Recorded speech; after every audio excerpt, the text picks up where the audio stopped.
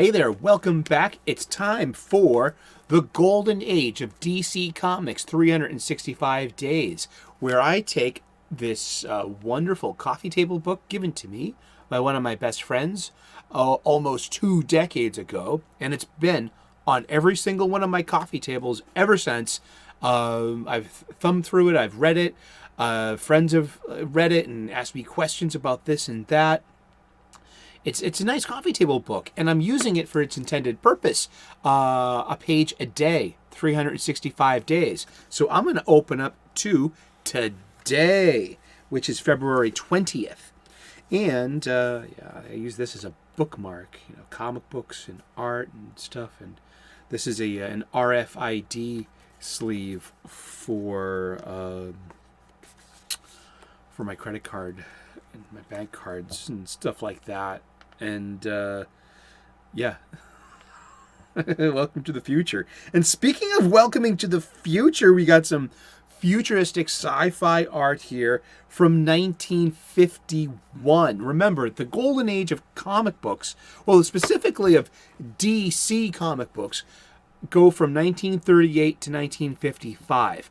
I want to push that back a little further to, say, 1931, with the introduction of the Shadow and Dick Tracy. But this is from 1951, nearing the end of the Golden Age.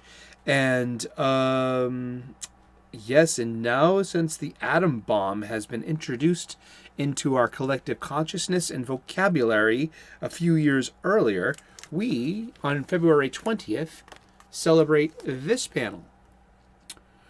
In time, the countless atom bombs would charge the moon with radioactive energy, causing it to radiate light and heat across the gulf of space.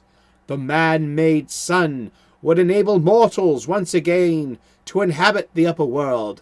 That is their rightful domain. The end. Storytelling. Yes, that's just a story told. And February 20th, that is art by Virgil Finlay from Mystery in Space, #1, April-May of 1951. We're just starting to get into the space race. It was just a few years away. Atom bombs had already been dropped. The introduction of the concept of rockets, Goddard, and the V2, and the advent of putting things up into orbit, and the satellites were just right around the corner. The space race was about to begin, and so would the Silver Age of comics, where everything changed. And I'd called it a sea change. I think it would be more appropriate to call it a space change. I'm being clever and punny. February 20th, the first issue of DC's first atmospherically titled... Hi there, I'm Eric, and we do this in one take. February 20th. In the first issue of DC's first atmospherically titled science fiction comic book, Mystery in Space included several futuristic adventures, and also this 2-page piece reprinted from an old issue of Real Facts Comics.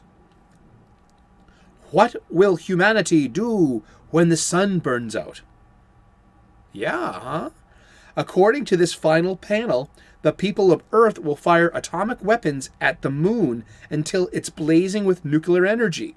This providing enough heat and light so that mom and dad can come up from underground and go to the mall again. Well, it's an idea, but one that fortunately needs not concern anyone old enough to be reading this. Yes, indeed, science fiction and comic books. Action and Mystery in Space. This was the comic book that introduced us to Adam Strange, the protector of the planet Rann, R-A-N-N. It was kind of perhaps DC's way to retell John Carter without running into copyright infringements and the such, where John Carter was mystically transported to Mars and returned and to come back again, I believe, without a vehicle.